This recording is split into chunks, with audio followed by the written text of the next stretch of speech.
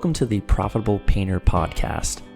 The mission of this podcast is simple: to help you navigate the financial and tax aspects of starting, running, and scaling a professional painting business. From the brushes and ladders to the spreadsheets and balance sheets, we've got you covered.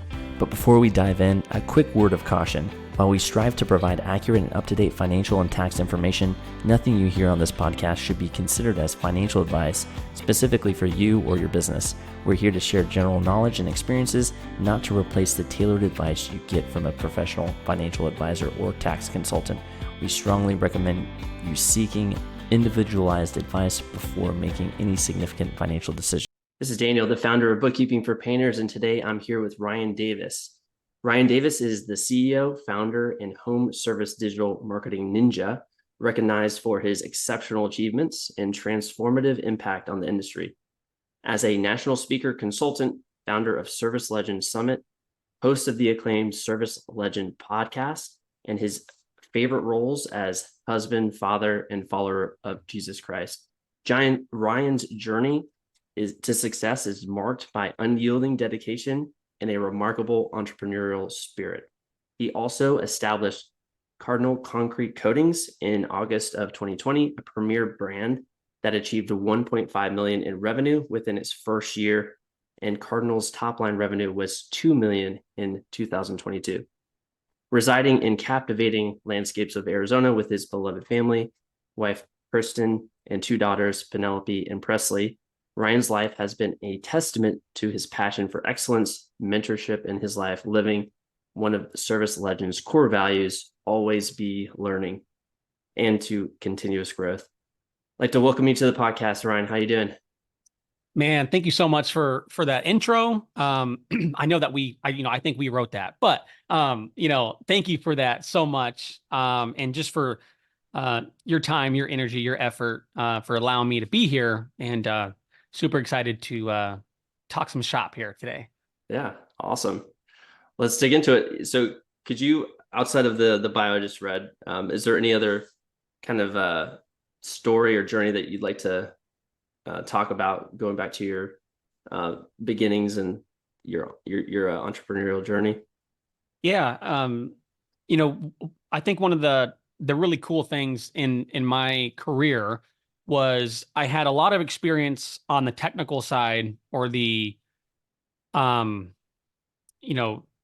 basically outside of marketing. I've got a lot of experience in home service and in construction has nothing to do with marketing. And I feel like that really helped me early on to relate with the industry, and not just being a marketer.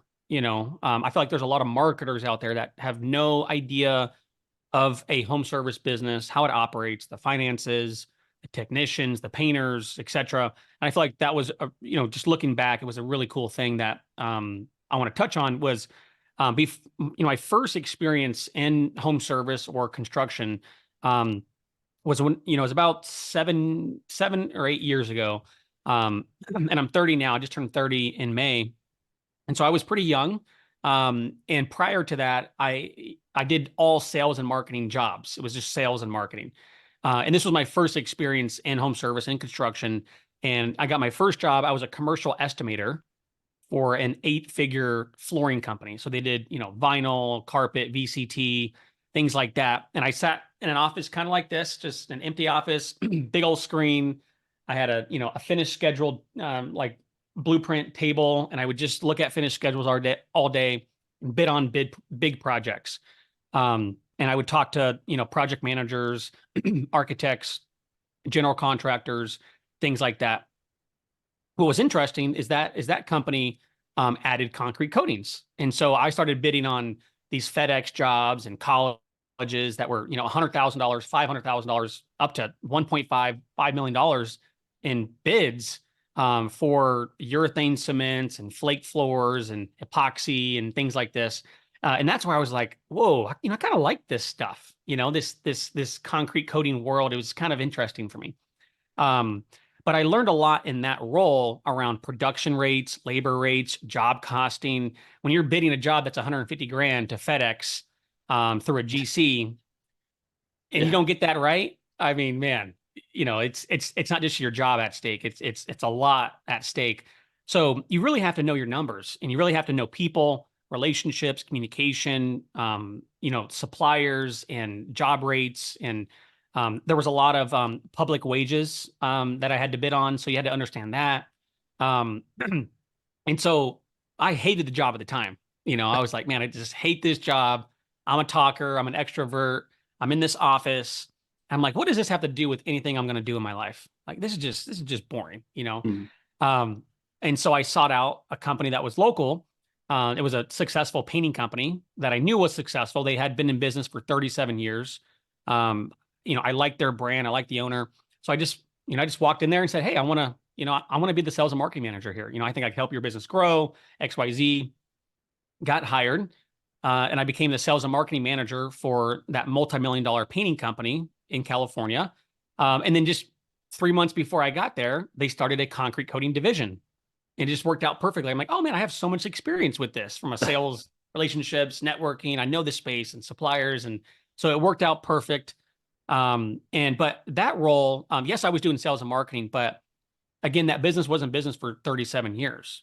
And so, I got to see a lot of, about production, the office, scheduling, the finances and proposals and job costing. And, it was a small business. And they started that concrete coating division just right before I got there. And so I got to help take that division from just starting. And by the time I left, they were starting their fifth crew. And each trailer does about 680 to 730 grand a year. So I got to see kind of like startup division to a multi-million-dollar division in just a short period of time.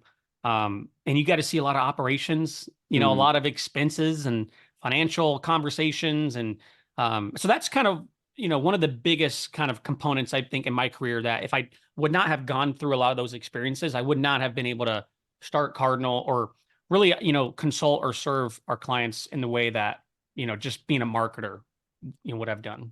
Yeah. Yeah. That's some good experience, laid a good foundation. It sounds like. What inspired you to start Service Legend? Yeah, so that's a great question. So I actually started Service Legend first and then Cardinal later. And I think some of the stories out there are rumors of people that they think I started Cardinal first, but I actually started the marketing company first. Mm-hmm. And so what happened was we were just helping that painting company grow tremendously. The lead flow, the sales systems I was putting in place, the customer service systems, the follow-up systems, rehash systems, the marketing systems. And I was thinking to myself, and I was like, my first thought, Daniel, was, I was like, dude, I could start my own painting company. I was like, I could do this. Like, I could do this. And then I realized how much that would have cost versus the marketing company was a little bit lower barrier to entry. And so it kind of shifted to, you know what, maybe I can't start this company now, but I can probably help other companies with marketing and sales and all the stuff I'm doing right now. Because that company didn't even have a CRM, that painting company. So, just implementing a CRM was a big deal.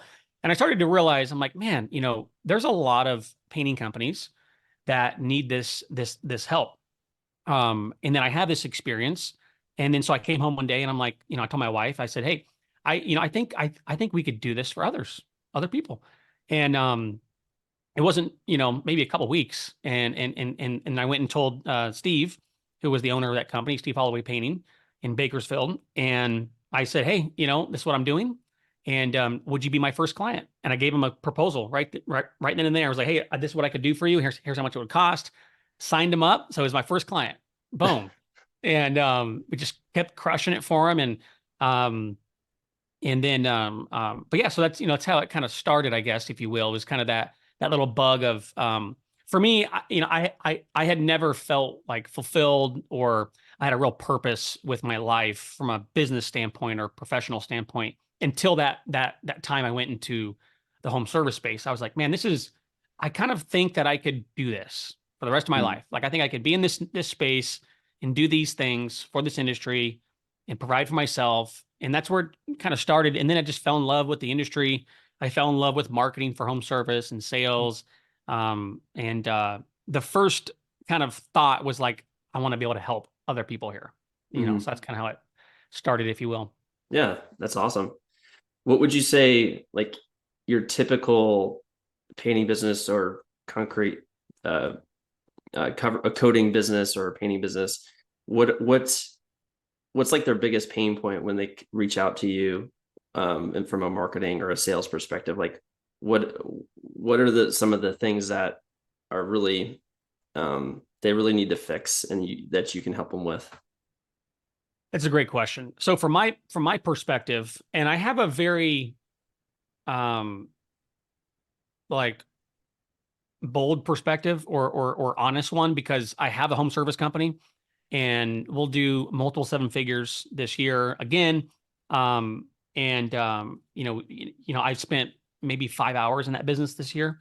So, I've got a very real experience opinion of like what I think is going on with a lot of companies. And then I also have the insight of those clients reaching out, like you mentioned.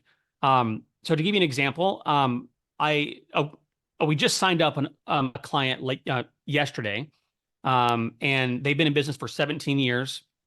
They're going to do $3 million this year, and they want to do $6 million next year. And I was like, interesting. And they just finally signed up yesterday, the paperwork and things like that. And hearing a lot of stories. So there's like the stories of like their current marketing company and challenges there. And then there's also just the challenges I see within the business in general. So I think to talk about, the companies that usually come and sign up with Service Legend, that, we hear some horror stories around. It's usually around account management. So like experience where they're not getting good communication. They don't know what's going on exactly, like the data. And an account manager in a marketing company or a coaching company or just in general should be the person that is the middleman, if you will, from the production, the operations, the team to the client. And I'm here to serve you and be your point of contact and make sure things are executed and things like that. But also making sure that things are communicated to the client. So like what's going on, what's working, what's not working, here's what we're doing. So that's a big challenge I see in the space is there's a lot of disconnect from the painting company to the marketing company. And just from a communication standpoint of like, what do we do next? What's not working? It seems, there's a lot of painting companies that want to just hire the marketing company and say, hey, here's $2,000 a month, $3,000 a month, whatever it is. Here's another $5,000 a month in ad spend. You guys figure this out. Get me the leads, figure things out. When there's a partnership involved and there's communication and we're meeting every week, bi-weekly, we're going over the lead to sales cycle numbers, not just lead cost or like lead or cost per lead, but we're going over, here's how many leads you had. How many of those leads turn into an appointment? Okay, that's your appointment cost. How many appointments canceled? Okay, here's your estimate cancel rate. Like that's important. What is your sales closing rate on your ran appointments, not booked appointments? Okay, got it. What's your average ticket? And then let's talk about your cost per acquisition. Like, what is that? Is that being reduced? Can we pull some of these levers? And so talking about those things versus just how many leads did I get, and you guys figure it out. So that's a big thing is communication. And then on like the company side, some of the things I've seen just in general, and I will talk about this one until it's completely solved and eradicated, if you will. But lead conversion, like I can't tell you, I think one of the biggest ways to reduce your cost per acquisition is obviously sales, right? But it's before that. There's a lead that gets generated, right? And I think most companies think about lead customer, not lead estimate customer. And I think there's a lot of data in there that if it's measured, it'll get improved. I believe that most business owners, that if made aware of a problem, they will want to fix it. And so sometimes it's just our job to just make them aware and say, hey, man, your lead to estimate rate is 32%. It could be 50% or 60% or this or that. So I see a lot of really low lead to estimate conversion rates, and just improper lead management and lead nurturing. And I believe that that's the number one thing that a painting company could do next year is improve their lead to appointment ratio rate, but also that experience and the sales there. So not just the number, but ran appointments out of their marketing could lower their cost per acquisition and make them more money than if they got lower cost leads or did better in sales or raised their average take. I think the number one thing they could do is increase their ability to convert more leads into estimates that are highly qualified, that have expectations, that are price conditioned for the salesperson. Yeah. So basically, it sounds like that's usually the part in the funnel that has the the issue. So it's not necessarily getting the leads, it's not closing the leads, or closing a prospect. It's really changing the lead to a prospect, or getting the lead to schedule an appointment is kind of the issue in the funnel. So you're saying if they can fix that one issue, that would really increase their numbers overall, because that's kind of the trying to think of the word. It's not coming to me, but anyway. Well, it's a blind spot, because I don't think it's talked about enough, because I think we talk about sales, like we talk about in-home sales, and then we talk about generating leads. We talk about but there's that one missing component, and it's usually like in professional companies. What is this person, right? It's a office manager, right? It's a lead appointment setter role. It's a customer service representative. It's a CSR.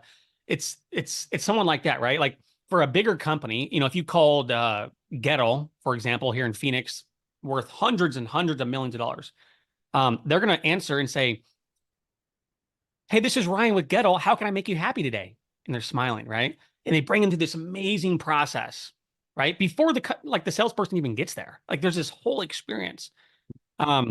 Versus, "Hey, this is Ryan with Ryan's Painting. How can I help you?" Like just that one, like just like the little things like that. Yeah. Customer experience, right? If you're selling a product that's kind of a want product, right? And even if it's a need a little bit, but if it's slightly a want, right? Slightly a want, cabinets, for example. People don't normally need to refinish their cabinets. They want to do this, right?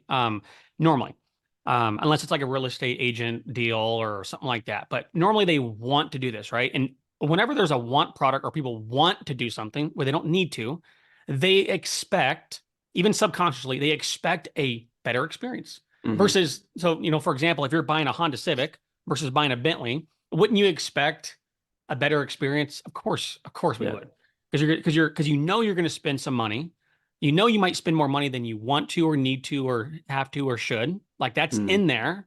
And so you just naturally expect a better experience. And so I think when we talk about sales, we talk about leads, we talk about everything else.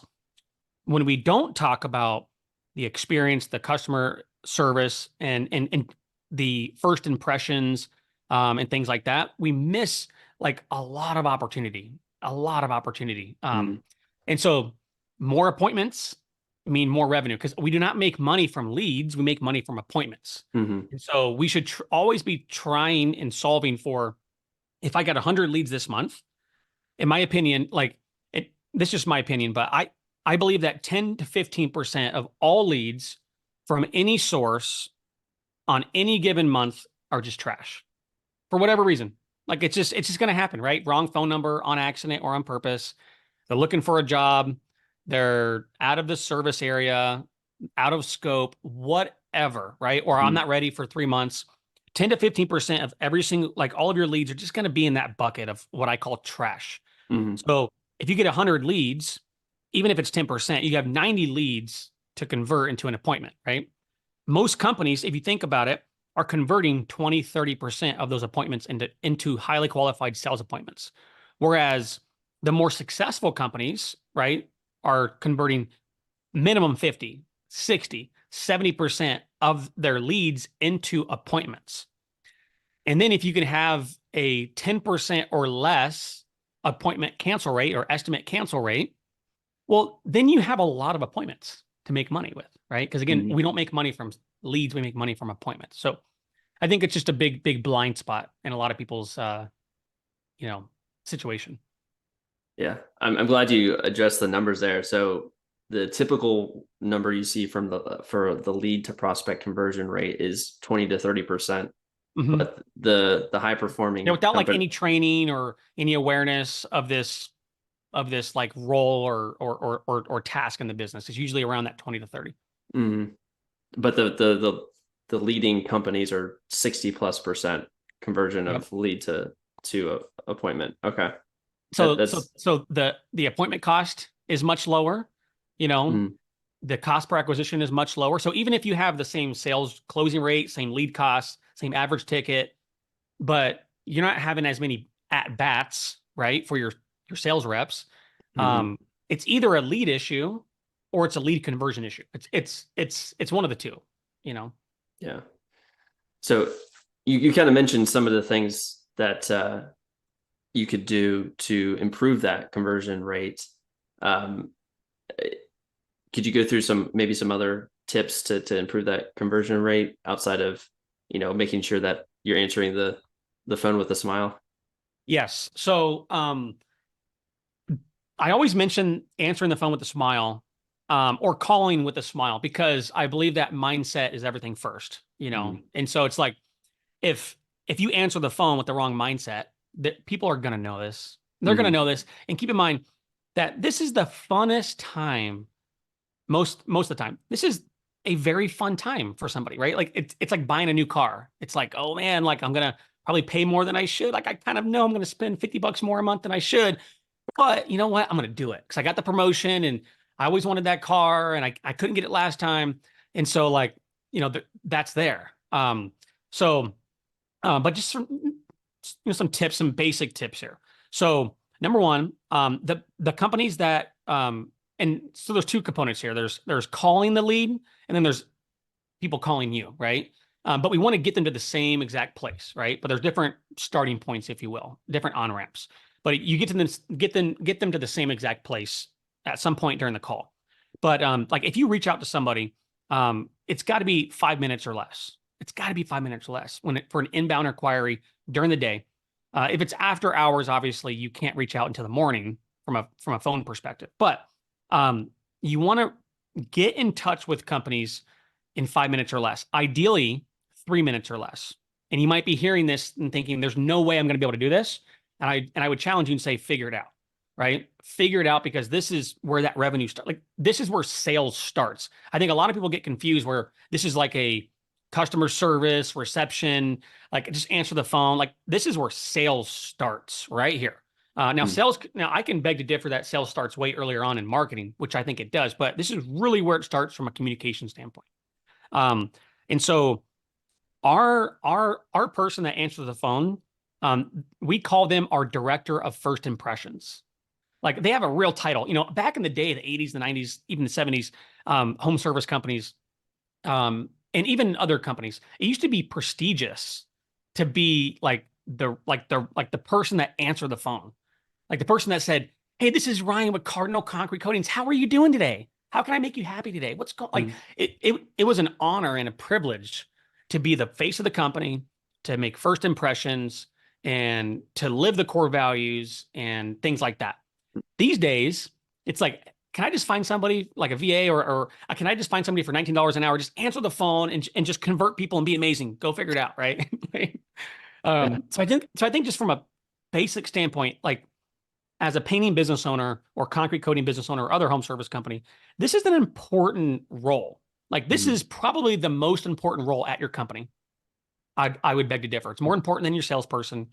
It's more important than anybody, because this is the person that is going to have the opportunity to make a first impression with people that are going to pay you thousands and thousands and thousands of dollars, and not just one time, but maybe over the next 10 years.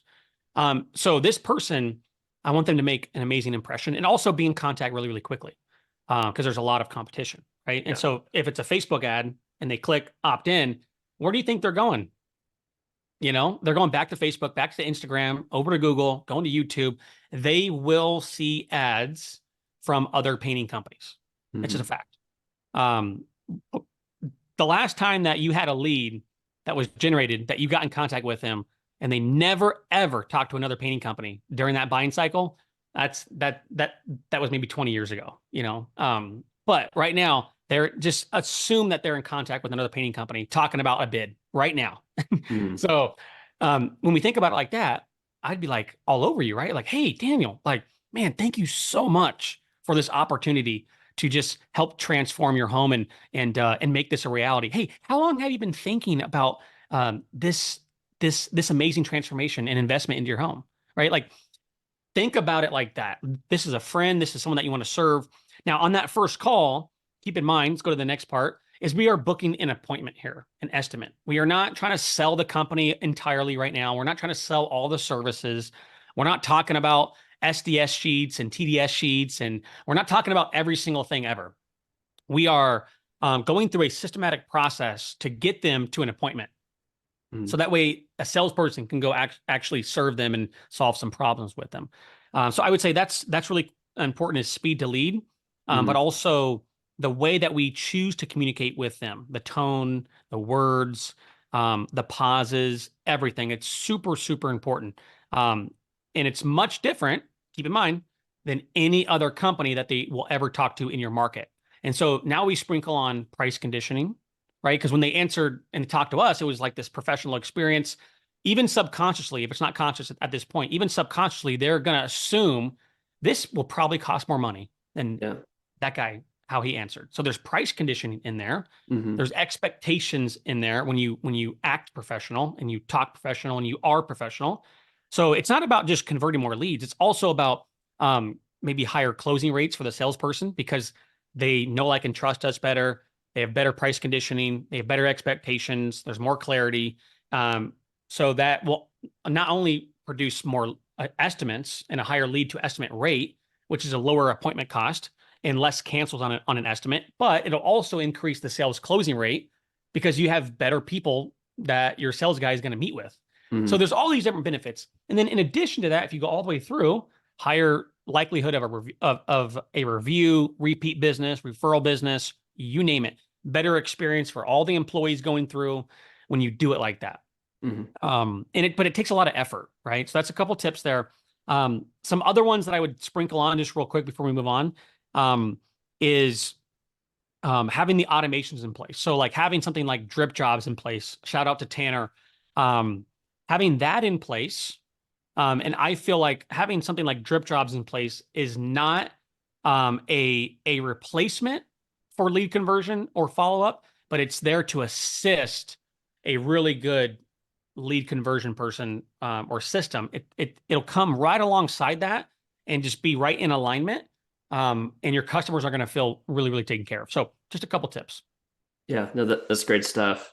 I think I remember seeing some statistics on the speed to lead stuff. Like, basically, if you wait till the next day to call them, it's the lead is worthless, basically. Yeah, I think Harvard did a study, and I believe it was, if you wait longer than 5 minutes to call the lead, the likelihood of that person turning into a customer goes down by 80%, up to 80%. So I'm like, man, That's crazy. If you're calling leads in 6 minutes, no, but like, if you're calling leads in an hour, 4 hours the next day, just know that they are giving their money to somebody else. It's just a fact. It's a fact. Yeah. No, that's good stuff. So I know at Service Legend, you help run ads for folks, and you help them with their coaching, their marketing. Do you also, what if somebody is not quite ready to hire like a marketing agency? Are there other ways you serve painting businesses, coding businesses, instead of just doing everything for them? Do you have a different service line there for them?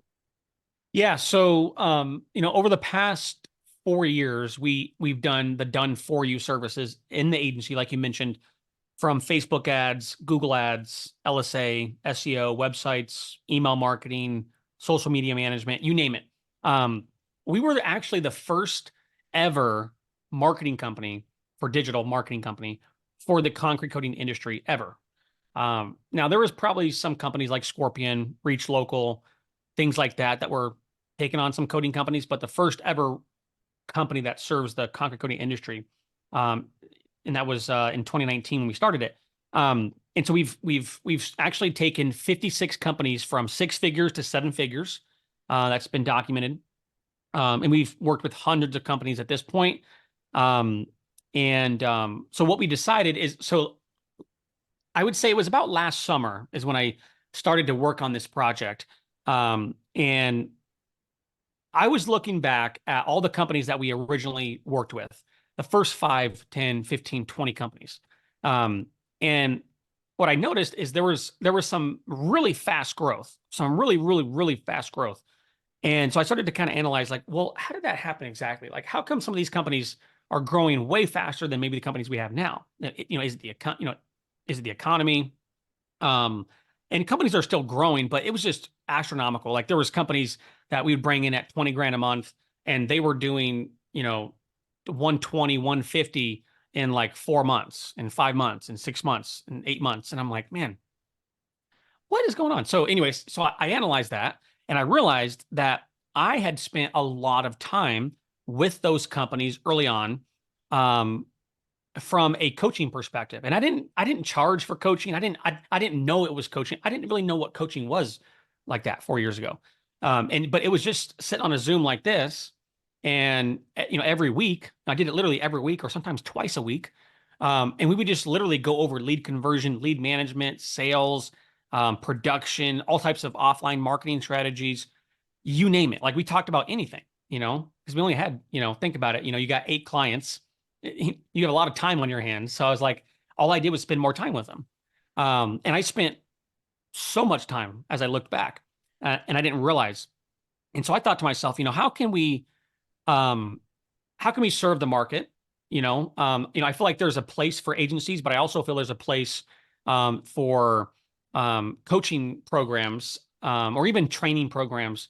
I also see or felt the contracting world going to a place where I saw a lot of contractors in power washing, concrete coatings, painting that were very intelligent.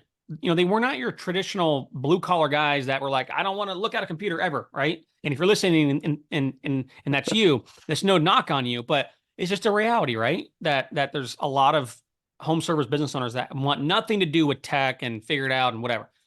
But there's this new wave of contractors that are very tech savvy. They're very, tech intelligent, and they grew up with cell phones, that were iPhones and things like that. Like that's a reality now. And I really do feel like there's a place for a coaching training company to teach some of these companies, especially when they're doing, startup to, 30, 40, 50 grand a month, where it doesn't make sense to, pay an agency 2 grand, 3 grand a month, spend another 2, 3 grand, 4 grand a month in ad spend. It doesn't make sense to do that right now. What does make sense is for them to learn how to generate their own leads. And there's a couple platforms where that can be done. Facebook ads to it. I would say the majority of painting contractors how to run their own Facebook ads, how to run their own Google ads, how to do their own reactivation campaigns in their CRM, how to do local SEO, which is just how to optimize your Google business profile listing. And that would probably be it, because I don't want to teach them how to build websites and do technical SEO and citations and backlinks. And I don't think that that's very productive. A few things that literally they could generate unlimited leads for themselves. And I'm like sitting here thinking, let's just piss off every marketing company ever, and let's just teach them how to do it, And then, but not just that, teach them how to do the sales systems, right? In-home sales, lead conversion, lead management, rehash, follow-up, taking notes, all of those things. And then not just like that, but how to actually do it in the home. Like, how do you actually dress? How do you, what equipment do you have? Like, teach them everything. And then the business systems. So had a coaching client last week where we completely wrote up their vision statement, mission statement, core values. We're doing recruiting for them. So offer letters, job descriptions, job posting on Indeed, teaching them how to use Indeed, how to post on Facebook, how to actually run the business side of it as well, in addition to the sales and marketing. And so that's been really fun, because I feel like we can actually help execute and implement a little bit more than just the agency, where it's just like, a lot of times it's like, hey, here's some money, get the leads, figure it out. And I'm like, wait, hold on a second. Like, your CRM is not being managed properly. Hey, I'm not great at sales. Like, hey, you don't answer the phone. I've listened to all your calls. Like, you don't answer the phone well. So, I feel like it's just an opportunity to add more value. And I personally get a lot of personal fulfillment out of it, because it reminds me of the impact that we made when we first started. It kind of brings me back to that feeling. So Yeah, no, that's awesome. It's good to know that there's a solution out there because I speak to a lot of folks that they're not quite there where they can spend that, $2,000 a month, whatever, for a marketing agency, but then there's a lot of low hanging fruit that they could be doing if they just had the tools available to them. So that sounds Yeah. like that's a great solution for someone in that situation. Um, Yeah. And I also, just to add one more thing is, when I was working at Steve Holloway, like all I did for him, was run ads and do the marketing and things like that, on website management, things like that. But I think about this too. I'm like, man, like if I knew what I knew now, like I could have helped this company tremendously. Like they did not even have a CRM. There was no proposals. It was like the old style proposals where it was like a two-sided sheet. They were not doing employee reviews, like quarterly reviews. They weren't doing financial meetings monthly. They were not building a culture, and they had no core values. Like all of these things, I'm like, man, how were you in business for 40 years? The reason why is because they do great work. They do amazing work. And so that's the only thing they did well, right? For the most part, when it comes to building or growing the business, right? yeah. They weren't strategically thinking about everything like what we're talking about here. They were just amazing at painting houses, and they could paint it better than anybody in that entire area. But I think back, I'm like, man, that business was doing $2 million a year when I got there. Like if they implemented some of these things that we're talking about now, like they could have easily doubled, tripled that business in that Mm. area. Yeah. Yeah. This stuff is, I think a lot of, trades folks, they're focused on the product, which that definitely needs to be the central focus. Because if, that will sell itself, if you provide a good product, you'll get good, referrals. And that's definitely needs to be the focus, but not to the point where you're just ignoring everything else, because that just is like rocket fuel for your business. So yeah, that's a great point. One of the things you mentioned was Cardinal Concrete Coatings.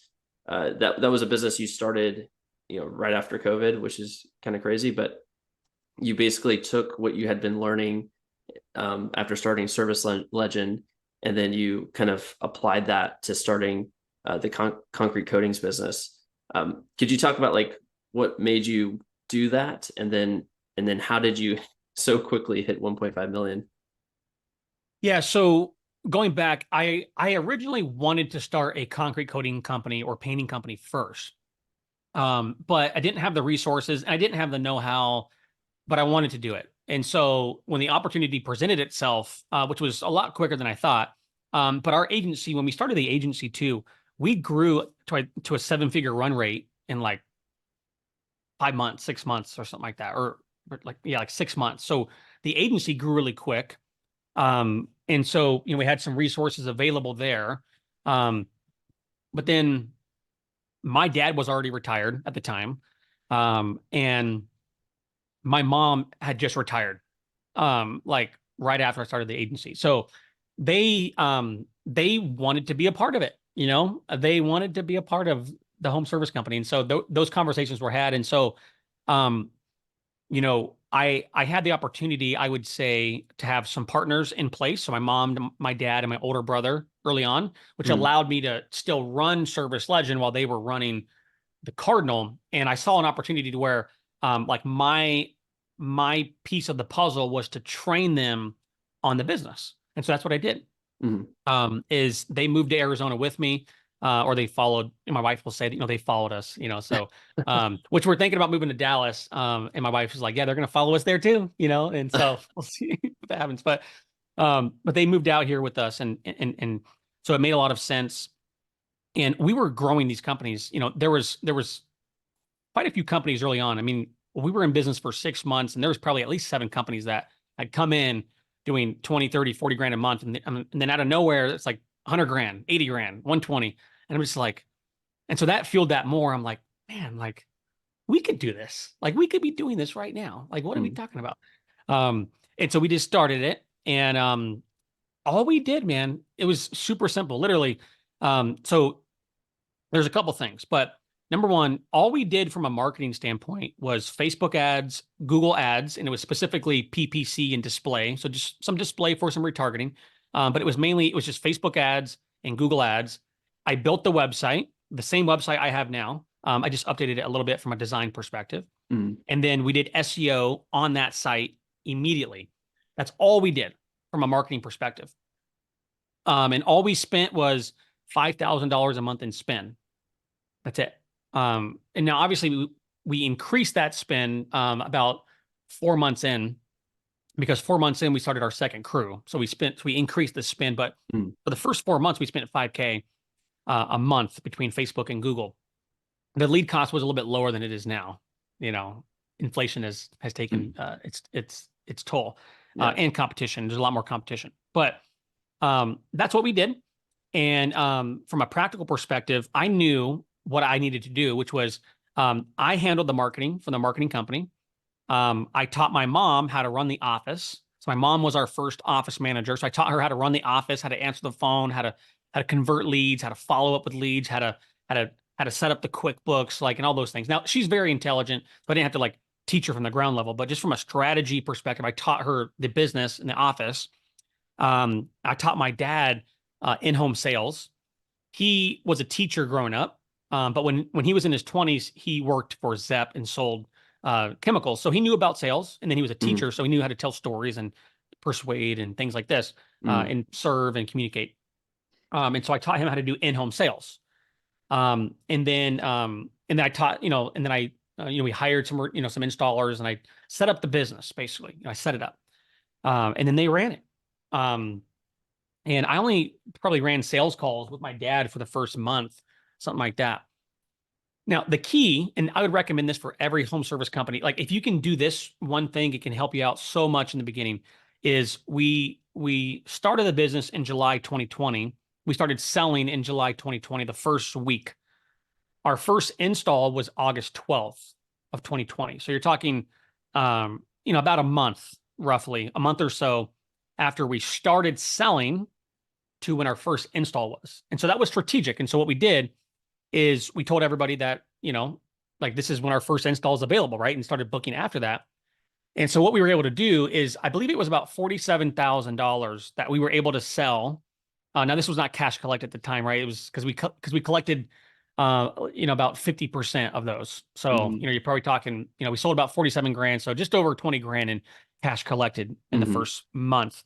But when we started our first install on August 12th, there was like 3.5 weeks of booked jobs. I think it was more than that because we couldn't do the jobs as fast as we do them now.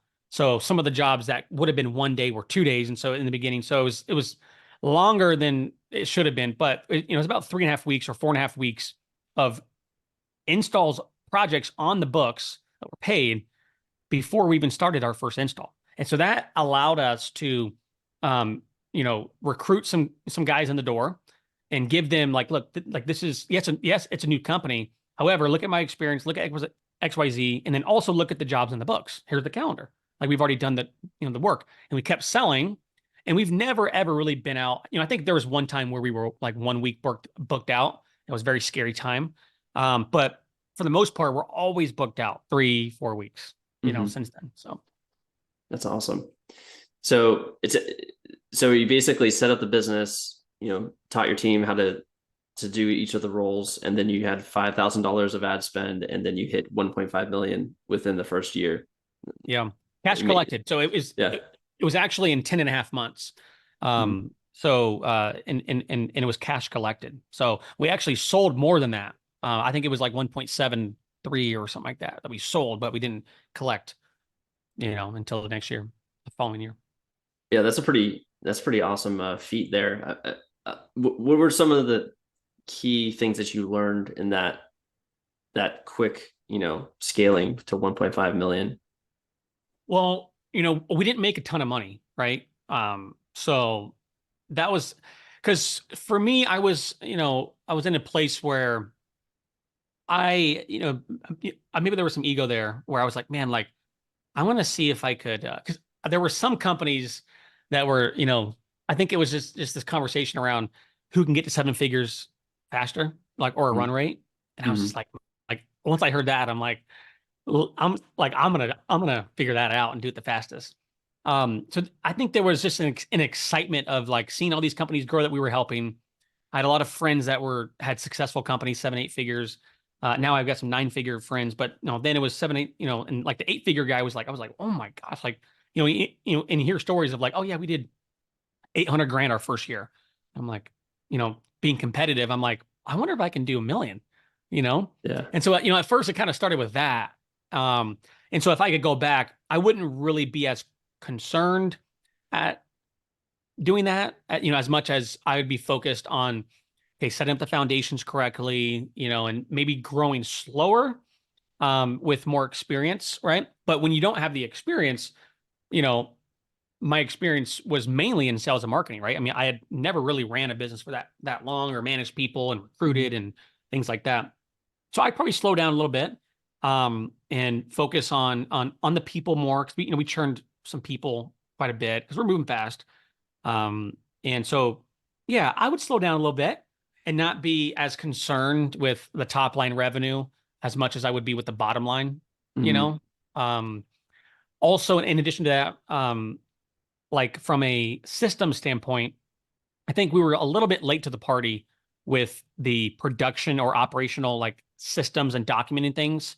Because again, we were so good at sales and marketing that it was really easy to look past the other things, right? And that's a downfall of being really good at sales and marketing is if there is one, right? Usually impulsive. Usually you look over details, right? So I would say that like I would frown upon that, if only focusing on top line revenue and not focusing on the other important things, because I was sitting here thinking about the first year in business, not thinking about year 4 and 5 and 6 and 7 and those things. Now everything's worked out now, but if I could go back, I would do those things.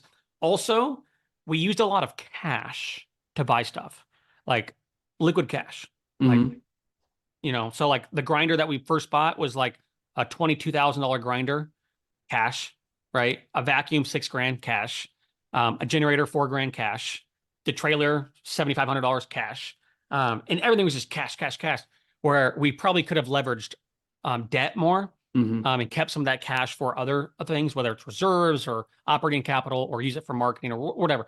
I think we could have used more debt in the beginning. Now, I'm not saying that people should just go out and get debt, but I'm just saying, like, if you know how to leverage it, like, and you're going to pay your bills and you're going to make some money, like, it's probably should have financed half of the stuff that we paid cash for. So I think that's a big deal.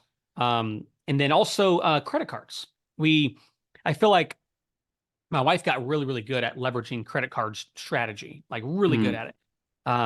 But it took us some time. And so, I wish we'd have established our credit card and just our history, or just our relationship with bank early on for easy access for other things, So, I would definitely change a few things. And would I have rather have done 800 grand with 25% net versus 1.5 with 8% net, 7% net? Yeah, I might have been open to that. Yeah, no, that's good insight. I mean, it's sexy to say you did 1.5 million, but it's probably better to be able to say you did 20%, 30% net instead of hitting a higher revenue. So that's good stuff. And one of the things you mentioned was the use of cash. I think a lot of folks are kind of hesitant to use credit, because there's folks like Dave Ramsey talking about personal side debt, which I would generally agree with what Dave Ramsey says with personal debt. Not on every point, but when you talk about business debt, I think it's a little bit different discussion, and I think people are unnecessarily afraid of using debt to your advantage. Check out that, dude. That's an old one right here, huh? Oh yeah. This is probably 2000 right here. The Total Money Makeover, a proven plan for financial fitness. Yeah. Yeah. Yeah. And I just, I think I have to have that conversation at least once a week. I think is, don't be afraid of debt. Debt is a tool. It's not evil or good. It's just, you got to use it in the right way, and not get burned. I mean, there's definitely something to be said of what Dave Ramsey's advice. But I think when you're running your business, you kind of have to look at it a little bit different. Yeah, and especially if you're a seasoned business owner, right? Like where you have a history with things like, um, just for example, like with Cardinal, because we got our second crew in 4 months, right? And now we have like 4 crews, and there's like five trucks. We could have 5 crews, but now we have 2 subs as well that we use. But let's say we wanted to start another crew, right? It's like, well, how much does that cost from a equipment perspective and things like that? Not labor, but just how much would it cost us to get the trailer and the grinders and all these different things, like set it up. Okay, let's just say, for example, it's going to be $30,000. It's like, okay, let's say you got 150 grand in your bank account. It's like, well, do you just want to take 30 grand out of your operating account and say new crew? Or let's say you have a credit card that has an $80,000 limit and there's $60,000 of available credit. It's like, why not put that 30K on the credit card and pay it off with the money that's generated from that new crew? Mm-hmm. But you got to be disciplined. You got to have some information. You got to have clarity. You got to know your numbers, and you can't just, it's not just free money out there, right? But if you can strategically use the debt, have discipline, and have a plan in place, man, it could be much more lucrative than, starting or taking that cash out of the bank, Yeah, absolutely. All right. Well, I want to be cognizant of your time. I appreciate you being generous with it. Can you let the audience know, like, how can they get a hold of you to either get coaching, marketing, done for you services, or maybe even access to the course you mentioned earlier? How would they reach out to you? Well, right now I am unavailable, so don't. No, I'm just kidding. I'm just joking. You can simply just find me on Facebook. Go to Ryan Davis, or Ryan is Marketing. You can find me on Facebook and Instagram. Shoot me a DM. You can also go to servicelegend.com, and you can find there's a calendar page. You can book some time with me. You could fill out some information. But where I would recommend that you go first is come to me if you'd like, but if you have some questions. But where I'd recommend you go first is we have free available content, which is the Service Legends Facebook group. It's a completely free Facebook group. There's podcasts and trainings and different things that are in there. And so I'd recommend just going into the Facebook group, checking out our podcast, getting familiar with what we're doing right now. If you guys have any questions or want any help with marketing or sales systems, or just want to talk shop, about the industry, and super happy to do that as well. Yeah. All right. Awesome. Thanks, Ryan. I really appreciate the conversation, and I hope you have a good one. And to all our listeners, if you want to ask any questions of Ryan or have any comments on the podcast or any ideas for future podcasts, go to Facebook and type in Grow Your Painting Business and ask to join the private group to get access. And we'll definitely love to hear your comments and thoughts. And with that, we'll see you next week.